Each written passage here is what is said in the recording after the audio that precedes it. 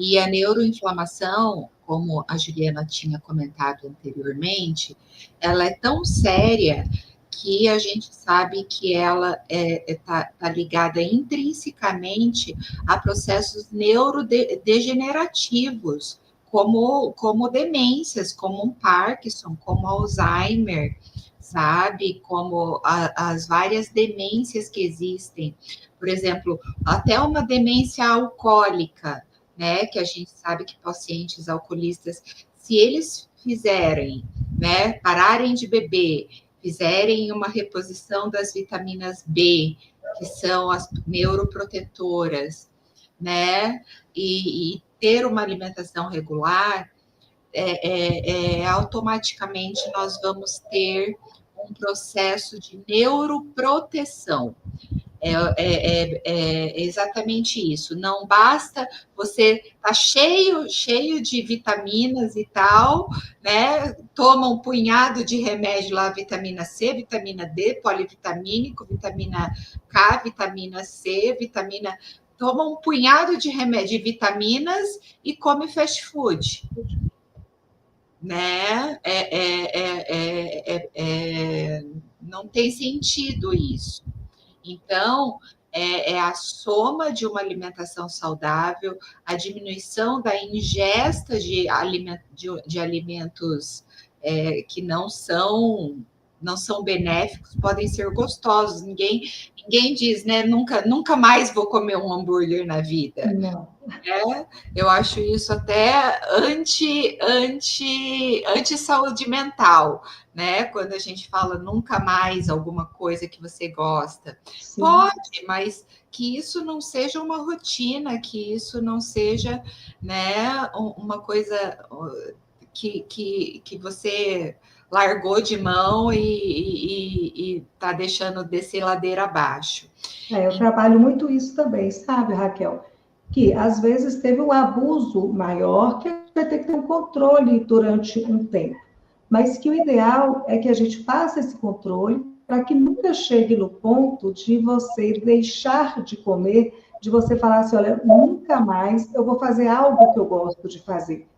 Então, na verdade, a intenção é a gente ter um controle para a gente poder fazer de vez em quando tudo que a gente gosta de fazer, né? Porque o ruim, o que pode adoecer é todo dia, né? Então, é uma coisa que eu procuro trabalhar muito com o paciente. Olha, vamos segurar um pouquinho para poder a gente só falar, estou numa pausa para depois eu continuar fazendo de vez em quando tudo que eu gosto, né? Que realmente abrir mão de tudo que você gosta é muito difícil e, como você bem disse aí, é anti-saúde mental, né? E não adianta ter um corpo perfeito com a mente que não esteja funcionando tão bem. A gente tem que ter uma integração. E daí a gente vê muitas vezes as doenças mentais acontecendo junto com a alimentação. Por exemplo, a anorexia, a bulimia, a vigorexia, que está tão em voga hoje em dia, né?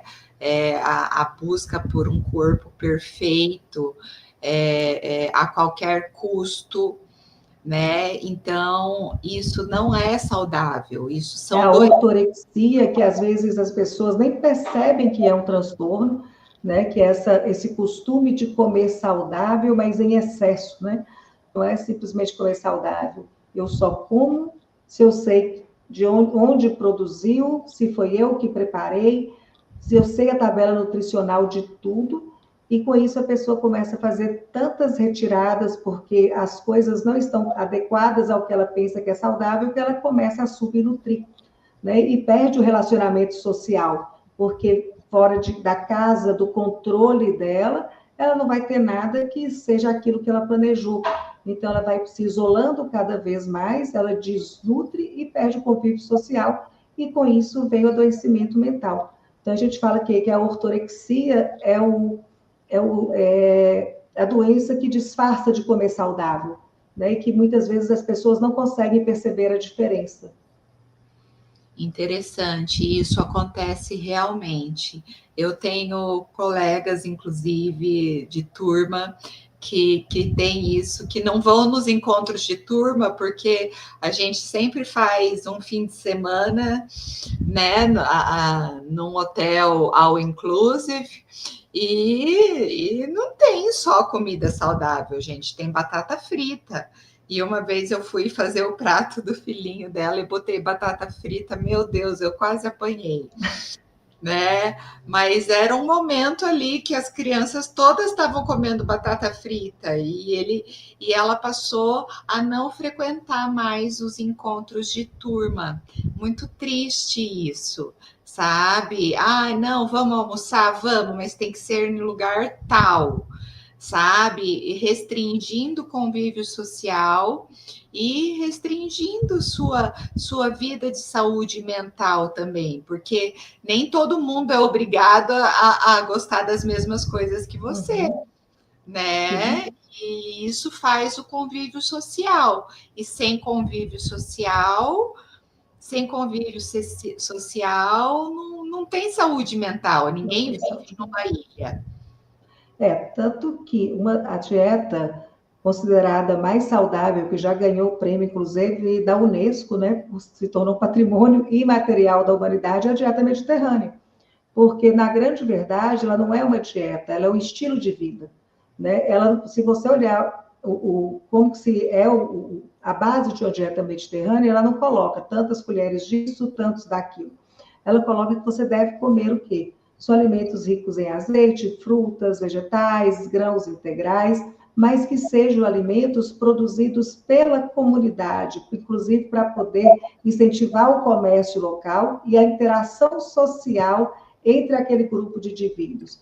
Ela incentiva o quê? Comer ao ar livre, para que você movimente, para que você brinque. O comer em família, essa interação social com o seu próprio núcleo e com os outros núcleos. Então, a dieta mediterrânea, a gente fala que o dieta é pouco para ela, né? É o modo de vida, é o modo de viver, e a alimentação está inclusa nesse modo de vida. Porque hoje a gente tem que tomar um certo cuidado, que as pessoas estão colocando a alimentação como o primeiro ponto, e às vezes ela está tão restritiva que o restante não se encaixa.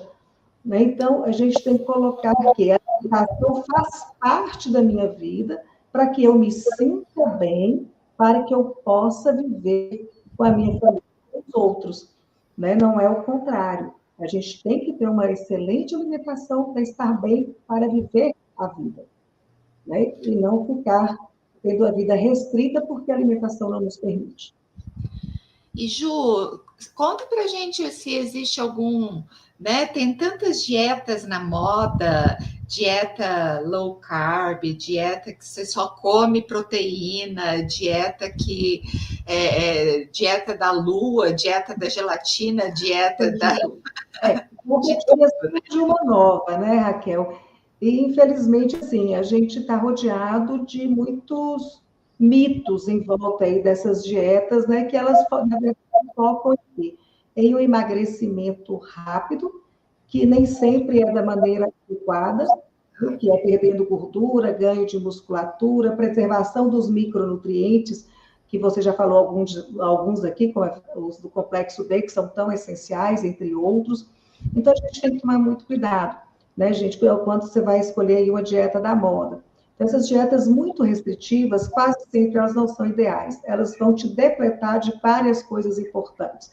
Então, tem essa dieta aí que é só carne, só proteína. Nós não vamos ter fibras, que são os pré-bióticos, que vão ser, né, a base aí para os probióticos, que são as bactérias do bem, manter o intestino saudável, com produção de serotonina, né, de produção de neurotransmissores, com absorção ideal de vários outros nutrientes, como zinco, ferro, selênio, cálcio, aí vão favorecer a osteoporose, osteopenia, fraturas, adoecimento mental, como ansiedade, depressão, desregula, inclusive, a glicose. Se tem o conceito que uma dieta somente com muita proteína, que vai ter uma maior formação de massa magra, mas eu gosto de comparar assim, né? A proteína são os tijolos para a gente poder formar, para a gente construir. E o carboidrato vai ser a massa que vai colar. Então, se eu não tiver carboidrato para me dar energia para eu formar musculatura, eu não vou ter ganho de massa muscular, mostrando que todos os nutrientes são importantes. E não pensando só em músculo, né? A gente sabe que o carboidrato também ele vai ser fonte de energia aí para as células sanguíneas, né, para as hemácias, para os neurônios. Então, nós vamos ter consequências muito sérias. Então, o ideal é uma alimentação balanceada e é aquela história, né? É o balanceado de maneira individual, né? O certo é tratar os iguais de maneiras iguais e os desiguais de maneiras desiguais. Então, às vezes, o ideal para mim não é o ideal para a Raquel. A gente pode ter proporções diferentes de gordura e de músculo, que eu tenho que fazer uma desproporção para eu chegar na minha proporção adequada, que não é igual de outra pessoa. Então, mas tem que ser sempre uma dieta balanceada, ela tem que ter carboidratos, proteínas, lipídios de boa qualidade, fibras adequadas, micronutrientes, e a gente já acabou de falar aqui de uma que é fantástica nisso, que é a Mediterrânea, né? Tem também a DASH, que quando ela foi desenvolvida para a saúde cardiovascular. Ela é uma dieta que ajuda na hipertensão, né? Que ela também inclui vegetais, frutas, proteínas, e o ponto muito alto dela é reduzir o consumo de industrializados. Nós temos também uma low carb, porque, olha, gente, as pessoas deturparam um pouquinho a low carb. Low carb é o quê? Com menor teor de carboidrato. Não é sem carboidrato. Né? E as pessoas inverteram. Eu falo que tiraram o low e colocaram zero carb. Né? Então, mudaram um pouco a função dessa dieta. Às vezes eu preciso diminuir. No paciente diabético, eu tenho que diminuir ou tenho que modificar o tipo de carboidrato, né? Mas nunca retirar, né? A gente não pode fazer uma dieta sem carboidratos. Então, a gente vai trocar, às vezes, os carboidratos, né, brancos pelos integrais, né, retirar aí os refinados. Aí a gente vai priorizar as proteínas magras, as gorduras boas. E volto a repetir, né, que a gente tem sempre que introduzir, mas tem que retirar aí os ultraprocessados, refrigerantes, salgadinhos, fast food, né, frituras e as gorduras trans, que são, né, das bolachas recheadas, desses salgadinhos que vem em pacote. Então, a gente tem que trabalhar tanto o retirar e o colocar, não somente preocupado com quanto que eu estou comendo de alimentos ideais, mas também eu tenho que ir retirando aqueles que não são adequados. Justamente voltando, né, em diminuir o estresse oxidativo, diminuir o número de radicais livres. A gente volta naquela nossa antiga conversa de antes. Sim. E, né, gente, como a gente está falando de saúde de uma forma bem geral aqui, mas com, claro, focando na saúde mental, na saúde, mas não tem como você fugir de ter saúde global se você tem uma alimentação adequada. Você não vai ter osteoporose, você, né, diz um ditado, né, a que se faz é que se paga, né? Então, se você tiver uma dieta muito pobre, quando você ficar com mais idade, você vai ter problema nos joelhos, você vai ter problema de osteoporose, você vai ter problemas cardiovasculares, você vai ter problemas oncológicos. Então, nós temos que saber que o ganho não é só na saúde mental. Eu sempre falo, se a saúde mental não vai bem, o resto não vai bem. Mas se o resto não está bem, afeta sim a saúde mental. Imagina você com um câncer, você teve um AVC, você teve um infarto agudo do miocárdio, você tem um transtorno alimentar, inclusive, né? Isso faz toda a tua cabeça não funcionar e teu corpo não está funcionando e a cabeça vai começar a trazer ansiedade, insônia, depressão, as doenças neurodegenerativas tão importantes e hoje em dia com o envelhecimento da população cada vez mais presentes. E não podemos deixar de falar da atividade física, né? A atividade física é outro protetor antirradicais livres, é neuroprotetor, ele é protetor de músculo, de cartilagem, de ossos, da nossa do nosso cérebro, do nosso bem-estar psíquico, relacional, das nossas, enfim, Ju, a atividade física é fundamental também, né? Não tem como a gente fugir, a gente fala que a alimentação e a atividade física estão sempre de mãos dadas, né? A gente sabe que no paciente, às vezes, que está no processo depressivo, é uma grande luta a gente conseguir estimulá-lo a sair de casa, a fazer algo, né? Muitas vezes eu peço ao meu paciente e falo assim, olha, eu sei que eu te pedi muito, mas eu vou te pedir só para você sair da porta da sua casa e ir até a esquina e voltar, né? Que às vezes, se a gente começa pedindo para o paciente, vamos fazer 1 hora de caminhada todos os dias, nossa, isso para ele é tão impossível que ele nem tenta, né? Mas se você pede, você não precisa nem trocar de roupa, a roupa que você tiver, o chinelo que você tiver, só sai da porta da rua e vai até a esquina que for mais próxima da sua casa.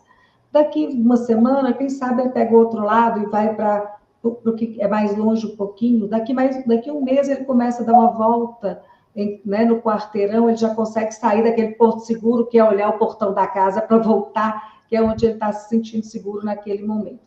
Então, também eu acho que a gente tem que saber pedir de acordo com o que o paciente pode nos oferecer, porque aí a gente consegue chegar em algum lugar. Porque a gente tem que lembrar aí que o exercício ele vai estimular a produção de endorfina, né, aumentando essa sensação de bem-estar, vai aumentar aí serotonina, dopamina, são tão essenciais aí para o humor, para a sensação de prazer. Também vai aí a diminuir o cortisol, né, que é o conhecido hormônio do estresse, que pode, com isso a gente reduz o estresse crônico, sem tirar que vai melhorar aí a qualidade do sono também. E eu acho que um ponto fundamental é que o exercício ele promove neuroproteção e plasticidade cerebral, né? Então, que tem poucas coisas que têm esse poder, né, de uma maneira tão simples, né, promover essa neuroproteção e essa plasticidade que vai nos ajudar a proteger contra doenças neurodegenerativas, como Alzheimer e Parkinson. Legal. E na prática, a gente está entre médicos aqui, muito sucesso a nossa live, obrigada por todos os participantes. Se tiverem alguma pergunta, podem colocando aqui para a gente, que a gente vai tentar responder da melhor forma possível. E na prática, eu não sou nutrólogo, não entendo nada disso, eu vou encaminhar meus pacientes para ir para a nutrologia para fazer uma avaliação completa de como que é a dinâmica de vida dele, de como que é a alimentação, se tem que comer em restaurante, se não, igual meus pais moram numa chácara e tem suas próprias hortaliças, suas próprias frutas, não é todo mundo que tem essa vantagem na vida. Mas, na prática, Juliana, quais são os elementos fundamentais e como a gente pode conseguir eles numa alimentação, né, num prato saudável? A gente tem que pensar, como a gente falou no início, um prato bem dividido. Ele tem que ter um pouco aí de proteína magra, tem que ter um pouco de carboidrato, de preferência integral, verduras, legumes, para a gente conseguir contemplar todos os macro e micronutrientes, né? E voltando aqui no que nós falamos agora há pouco, das dietas restritivas, se a gente começar a ir retirando muito, a gente vai retirando principalmente os micronutrientes, né? E micronutrientes muito importantes, igual o zinco, por exemplo, né? Que ele é de grande importância para a comunicação aí entre os neurônios e para regular o humor. Então, a deficiência de zinco vai estar associada ao processo depressivo, né? Então, a gente tem que pedir aí para o nosso paciente não retirar as carnes, acrescentar sementes, castanhas na alimentação, que são ricas em zinco, né? O magnésio também, que atua aí relaxando o sistema nervoso, também vai ajudar a reduzir o estresse e a ansiedade, está aí frequente na banana, no abacate, no espinafre. Então, vocês veem frutas e folhas, né, associadas. Então, é a variação mesmo que a gente vai ter que trabalhar. O selênio, que também ajuda a proteger o cérebro contra o estresse oxidativo e prevenir também transtornos depressivos. que está aí nos ovos, nos peixes, nas castanhas. Tem aí o que que Raquel falou agora há pouco, né? Das vitaminas do complexo B também, que são muito importantes aí nas psicopatias, porque elas vão aí ajudar na produção dos neurotransmissores e no suporte cognitivo. Então, tanto a B6, a B9, a B12, e uma que a gente esquece quase sempre, gente, que é a B1, né, que é a tiamina, que quase nunca a gente costuma nem investigar nos nossos exames. Né? E pacientes em uso de medicamentos, né, antidepressivos, antipsicóticos, eles podem ter uma redução de absorção de B1 e B12, principalmente, e a gente costuma lembrar só da B12. Né? E a B1 pode levar também à demência, à desmielinização, à perda de movimentos, né? Então, nós temos que lembrar dela também. Então, sempre lembrar da B1 quando a gente estiver com o paciente com uso de antidepressivos e antipsicóticos, que a B12 a gente não costuma esquecer muito, mas a B1 a gente costuma.